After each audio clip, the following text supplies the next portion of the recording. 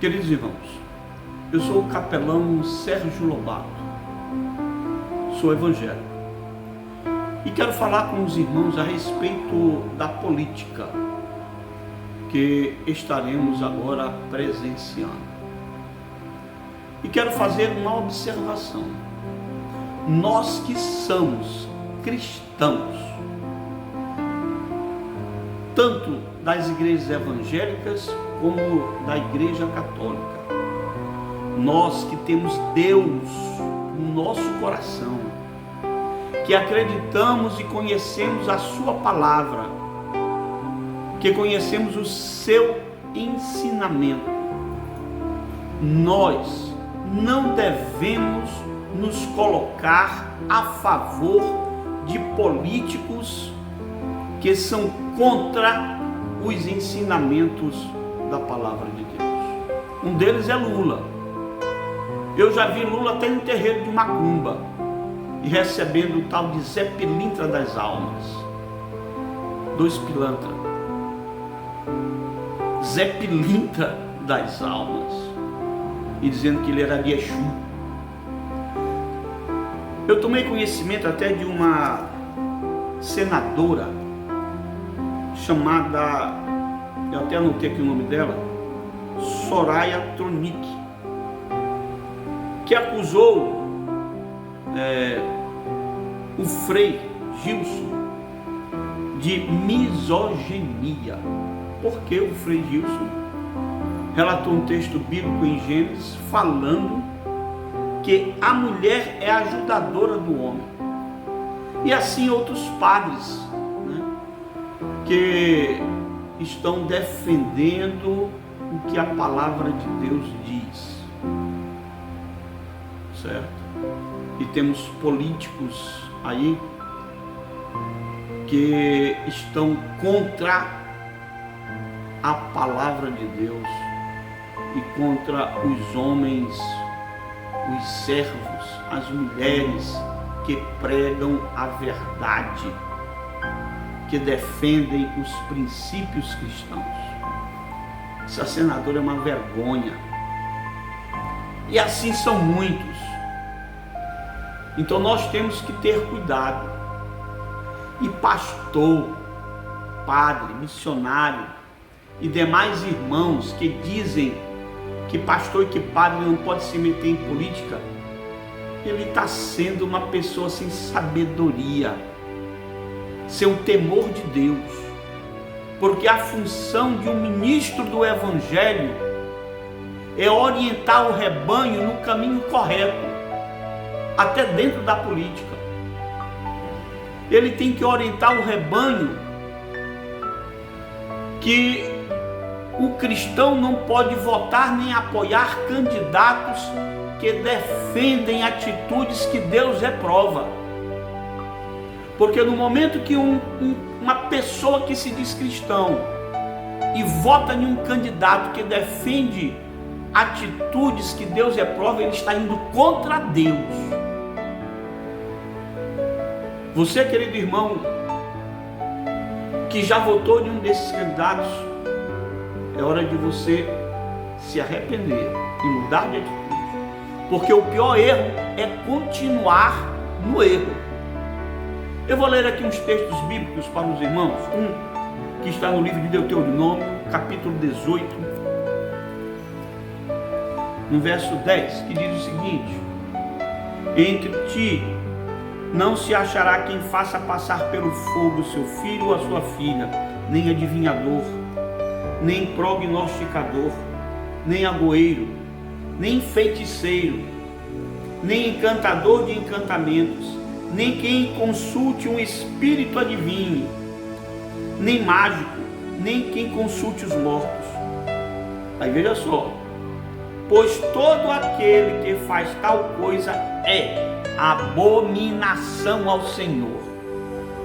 E por estas abominações o Senhor teu Deus as lança fora de diante de ti.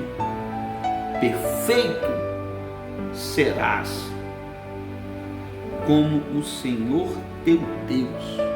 Seja perfeito. Vamos ler aqui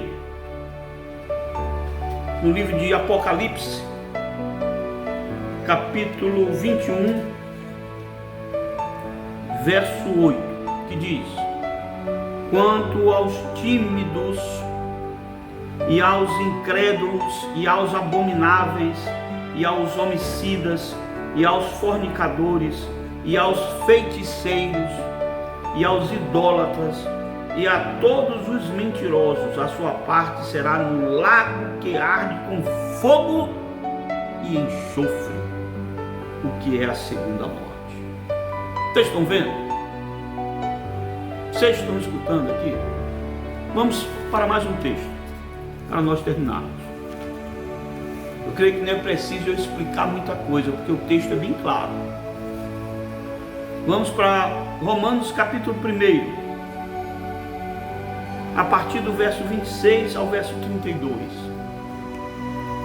que diz: pelo que Deus os abandonou às paixões infames, porque até as suas mulheres mudaram o uso natural, contrário à natureza. Mulher não é para se relacionar com outra mulher, ela tem que se relacionar com o homem. Deus fez a mulher para o homem e o homem para a mulher. Isso aqui não é preconceito, é conceito. Não é preconceito, é conceito. E semelhante também os varões, deixando o uso natural da mulher, se inflamaram em sua sensualidade, uns para com os outros, varão com varão, cometendo torpeza e recebendo em si mesmo a recompensa que vinha ao seu erro. E como eles se não importaram de ter o conhecimento de Deus, assim Deus os entregou a um sentimento perverso para fazerem coisas que não convêm.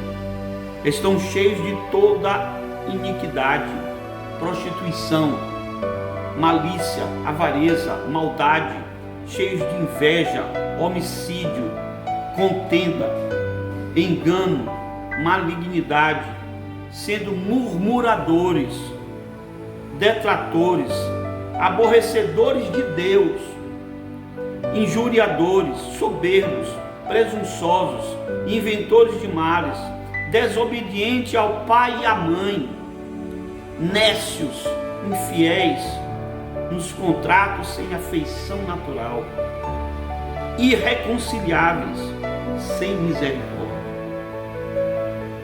Aí veja só o verso 32. Os quais, conhecendo a justiça de Deus, que são dignos de morte, os que as coisas praticam, não somente as que fazem, mas também aos que consentem, aos que as fazem. Vejam só este alerta de Deus. Cristão que vota, que apoia, que pede voto de pessoas que têm atitudes contrárias à sua palavra, aos seus ensinamentos, ele está sendo contra Deus. E os ministros, as autoridades eclesiásticas devem aconselhar os irmãos a não votarem em candidatos que agem dessa forma. Nunca diga que um pastor, que um padre não pode se meter em política. Você está sendo, desculpa falar pelo burro. Você está sendo burro em falar uma coisa dessa. Você está sendo omisso. Você tem que orientar o rebanho a não ter atitudes que eles vão votar em candidatos que agem de forma inadequada, que agem de forma que tenham atitudes que Deus reprova. Você tem que orientar o rebanho. Você tem que orientar o rebanho a não votar em candidatos que são contra a palavra de Deus. Um exemplo aqui, digamos que está ali o João. Aí você orienta o João que ele não deve votar em candidatos que agem assim. Se de repente o João votar, problema do João, porque ele vai se ver com Deus. Mas você fez a sua parte. Não seja omisso. Não seja omisso. E um outro ponto, nós que somos cristãos, nós não apoiarmos candidatos que agem contrário à palavra de Deus é uma coisa. Agora nós não podemos ter ódio no coração por eles, porque Deus também deseja salvar eles. Deus deseja salvar o Lula, Deus deseja salvar, deixa eu ver aqui, essa senadora Soraya Tronic. Deus deseja também salvar. Não devemos ter ódio no coração por esses candidatos, mas nós devemos bater contra as atitudes deles. João Batista e muitos profetas, muitos servos de Deus bateram contra pessoas que agiam de forma incorreta. Então, querido irmão e minha querida irmã, tenha sabedoria. Que Deus nos abençoe, nos proteja e que possamos ter atitudes corretas nestas eleições. Não vamos ficar contra a palavra de Deus e não vamos ser covardes em falar a verdade. Que Deus nos abençoe.